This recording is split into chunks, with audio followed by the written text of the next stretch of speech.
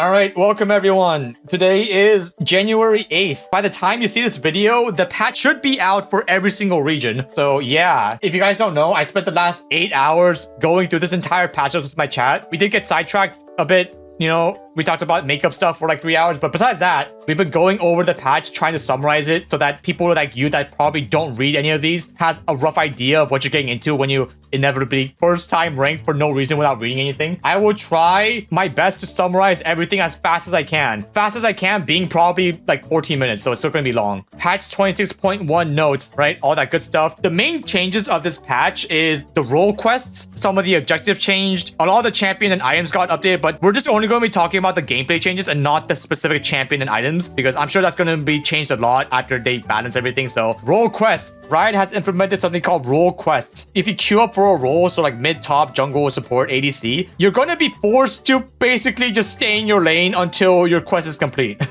That's pretty much it, yeah. Last season, there were support and jungle quests, where if you were support, you had to just like finish up your support quest to get wards. For your jungle, you had to do enough camps to finish off your jungle pet. But now they're adding mid, top, and ADC role quests. So when you get into like custom games even, you have to choose a role. So you can't lane swap mid-game. So for example, there's going to be times when you're playing mid lane and like your top laner has a really bad matchup. So there might be times in games where you switch.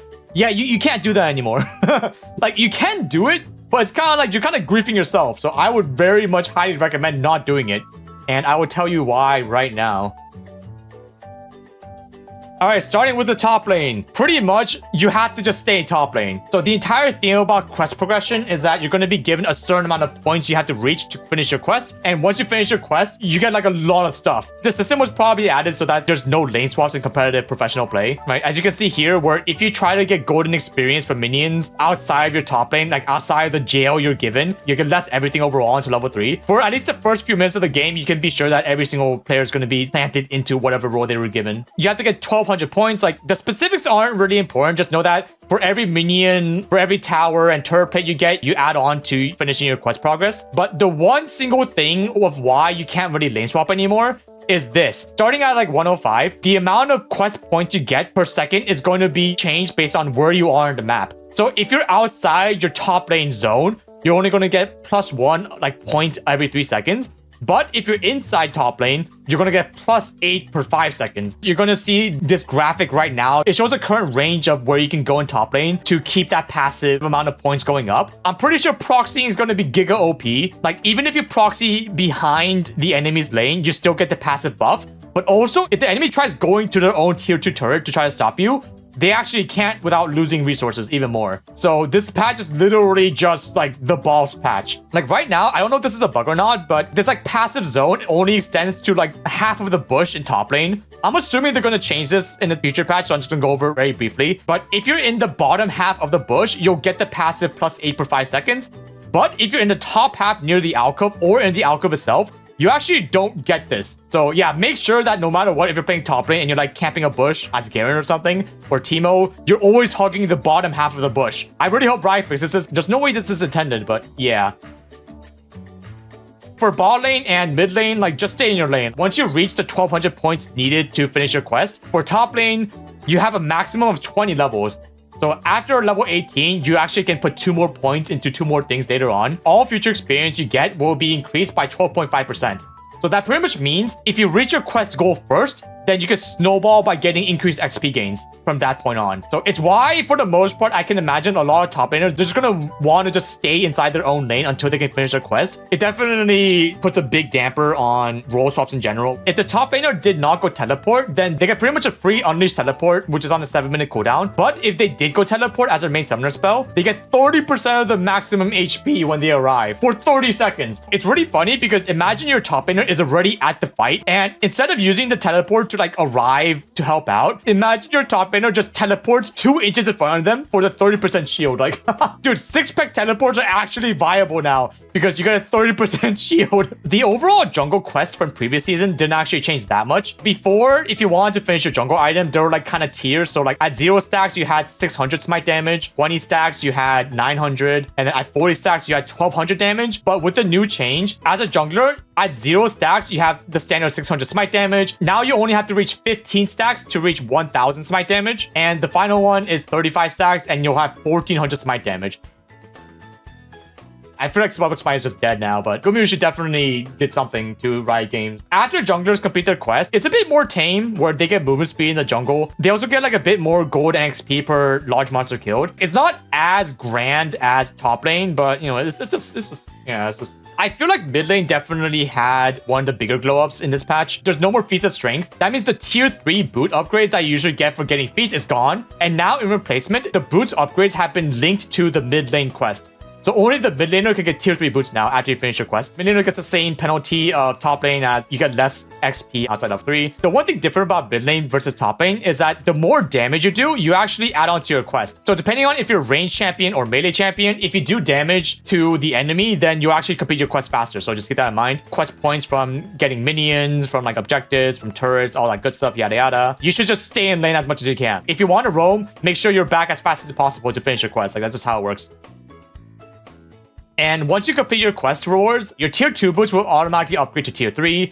And if you don't have tier 2 boots when you finish your quest, like it's just going to upgrade right away when you buy it eventually. Every 5 minutes after you finish your quest, you're going to get an empowered recall. And because they also buffed Homeguard, which I'll get to later, mid lane is going to just pretty much be like a constant run mid, farm, maybe get an empowered recall and run mid right back. If you get kills, you lower down that empowered recall by 1 minute. All the tier 3 boots, instead of the team getting the ability to buy these, is just a mid lane. So yeah, sucks for everybody else that wanted to get any of these. For the bot lane, the bot lane reward is kind of bad, except until you get to the late game. Bot lane is going to be way more gold oriented to help you scale until you can get that final item. You can actually get a 7th item, which is freaking insane, especially like professional play. If the ADC can scale or like just farm long enough, it will 100% be the strongest player in the game. Same thing with the other roles. If you want to finish your ADC quest, just kill everything you see and then just stay in lane. Don't go anywhere else.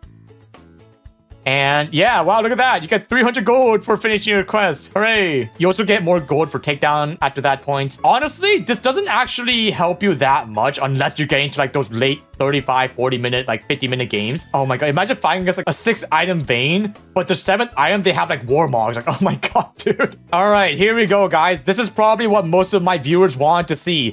What's different about the support role? And I'm here to tell you, nothing. The quest completion is the same as last season. You just have to hit a bunch of cannon minions from your ADC when it's up. And you also have to slap the enemy when it's up until your support item finishes. But after that happens, your control ward gets reduced to 40 gold. You can actually have up to 2 control wards as like a 7th item. It's kind of similar to the ADC, except while the ADC can put an entire extra item, we kind of just get 2 wards. You pretty much had your 6th slot taken up by 2 wards anyway, so it technically means we get an extra item, but like not really. Like it's kind of weird, yeah. But dude, 40 gold for a ward. Like, my god. Unless you're jungle or support, do not roam. If you roam, you're actually griefing yourself. Roaming is gonna be a bit harder, but it should be fine. I'm sure it's not gonna be that bad. Yeah, Atakhan, blood roses and feats are all gone. Yeah, that's it. That means that first blood and first turret, they grant their extra gold again, like before the change even happened. Nobody knows. If you die a lot, you're going to be worth less. And if you kill a lot, you're going to be worth more when you die. So it's just, yeah, this is pretty much the same thing. All the objectives got some kind of change, but the only thing you have to know, all the objectives are a bit tankier. That's literally the summary we came up with. Like, there were some gold and like EXP changes, but like, I just forgot. So like, I don't, yeah, whatever. You can read the patches if you want. All right, cool. Moving down. The Baron used to spawn at 25 minutes, but now it's 20 minutes because the Atakhan got kicked out of his job. That's pretty much the only like big change that you have to know about. All right, jungle changes. In the previous patch, if you got like the red buff or blue buff after 25 minutes, everybody on your team got the buff, but they changed that because they don't like friendship. Now they're changing it so that you have to just pick it up again. So just keep that in mind. So even though they say that they made the changes to make the clears slower, I just tested around in practice tool with like a Lee Sin, and the overall clear time was kind of the same. I could be wrong, but I honestly didn't feel anything different. The smite damage is different as well, so junglers should have no excuse at all of why they missed the Baron steal. It's kind of a bad day for spellbook users. If you have unsealed spellbook, there's no random change. It's currently 600 for the first swap if you go smite as your first spell, 600 for the second swap as per usual. The third swap is going to be 1000. You're going to have to somehow outsmite the jungler by 400 if you want to go first steal, which is going to be very hard, but that doesn't mean it's impossible. All right, let's talk about Faelights. On the ground at the start of the game, there's going to be these weird like circular yellow pads. If you put any kind of ward, so a yellow trinket, like a blue trinket, or a pink ward on it, then it's going to reveal a specific area of the map. It's going to reveal that area of the map for 45 seconds, and after that, your ward still stays, but that zone that you got vision of goes away. You can replace the 45-second duration by putting down another ward. But if your ward gets cleared out or it expires before the 45 seconds goes through, then you just lose vision of the entire area. So you will only have vision as long as you have a physical ward placed on top of it. At the start of the game, there's only a few spots, but the longer the game goes on for, after the second dragon goes down, there's gonna be more Faelights that spawn. I'll be honest, these Faelights are gonna kind of gut Fiddlesticks. Fiddlesticks' entire identity is like jumping you with his ultimate from the Fog of War, but now he can't really do that when everything has the potential to be scanned up by the Faelights. So yeah, it shouldn't be that bad, but it's just gonna be a bit more annoying for junglers especially.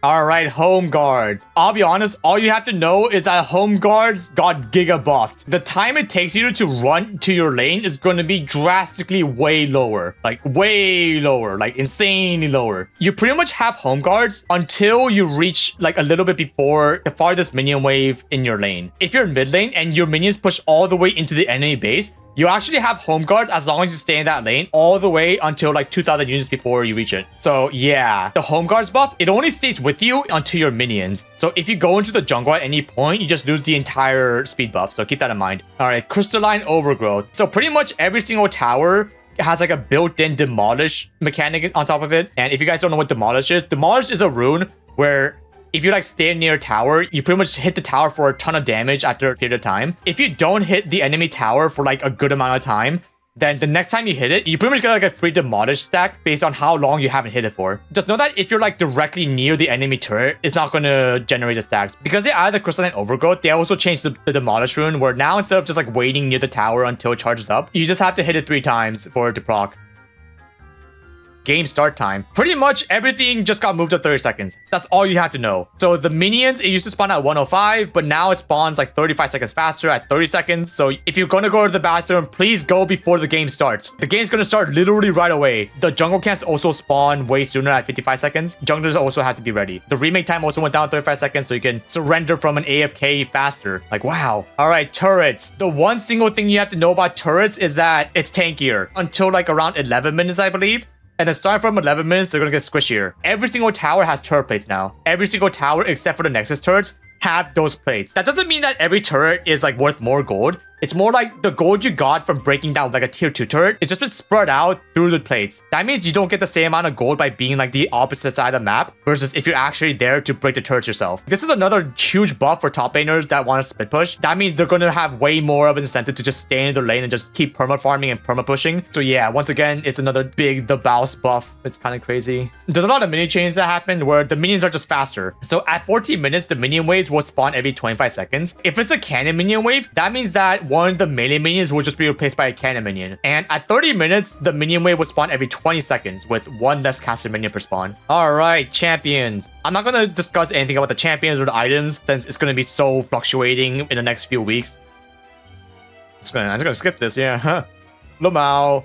Lolol. Try not to get immediately into ranked if it's doable, but I obviously can't stop you. By the time this video comes up, all of the ranked seasons for every region should be up. Start of the season is always like the Wild West where you have absolutely no idea and like nobody has any idea what's going on, so yeah. Oh yeah, this is the one big thing. There's like a new system called the Aegis of Valor where now if you are autofilled and you get a mastery of C or higher, which is actually not that hard, you will have no LP loss if you lose, but you'll get double LP if you win. So a lot of people probably have the question like, oh, but doesn't that mean I can just go fill every single game and then I'll just naturally get like double LP gain for free? When it means autofill, I'm assuming it doesn't mean the 2 roles you choose here. So that means if you go like fill, right? If you go the physical fill role, that doesn't actually mean fill. It means, for example, if you go mid bot lane and you get a role outside these 2 roles, then you're considered fill. You can't just like game the system by going autofill every single game. You have to pretty much get your 3rd most wanted role because it wouldn't make sense otherwise. Keep that in mind. For masters and above, if you dodge a champion select in ranked, you will actually potentially lose more LP than if you just play the game out. For pretty much every region except for KR and CN because they hate us, you can now dual queue all the way to challenger. All the dual queue content is going to be active again next season, which is today. So yeah, good luck everyone. Yeah, we don't get that in Korea, unfortunately. For Swiftplay, all you have to know if you're a Swiftplay enjoyer is that it's much faster. It's faster, it's swifter, and it's player. I don't know where that's from, but my chat kept spamming it earlier, so I'll just say it. They made it way more punishable to troll during champion select. It's a good thing, but I'm also kind of like scared that there's gonna be false positives, but for most games, it should be fine. Like, I'm sure Riot knows what they're doing. If you're inside a champion select, and I'm assuming a lot of players just like report one guy for potentially griefing the game with like Ghost Cleanse Yumi, for example, the lobby gets terminated, and the guy, they're gonna get punished. So obviously, in a perfect world, this is a really good addition to the game, but I hope that it's not gonna lead to like a lot of people just bullying some guy going off meta or something. If you play off meta picks a lot, you have to have some kind of Google presentation to back up the fact that you're not trolling, right? Or like show them your OPG. You need some kind of evidence to prove that you are not indeed trolling. One final thing, if you got autofill jungle, there would be somebody that's autofill jungle on the enemy team too to like make it even. They said that they're not going to do it this month. They're probably going to bring it February. Just keep that in mind. That's not live yet. It's going to be live in the future patch, whatever it is. But yeah, that was it. We finally went through the entire patch notes. It took us 8 hours to even like read the entire thing. We did get sidetracked a lot, but yeah. Remember, the goal of the League of Legends is you want to play to win. You want to play fair. You want to play with respect or play something else. Wait, no, that's not. No. We can't play something else, right? There's a reason we're here. It's because we can't play anything else. Do all these three and you'll be fine. I'm gonna go rest my voice now because I don't really want to read all of these Rengar fixes that happened for whatever reason. Sorry if my voice sounded very dead. It's because it is dead. It's almost like talking for 9 hours straight really loudly is not a good use of my vocal cords.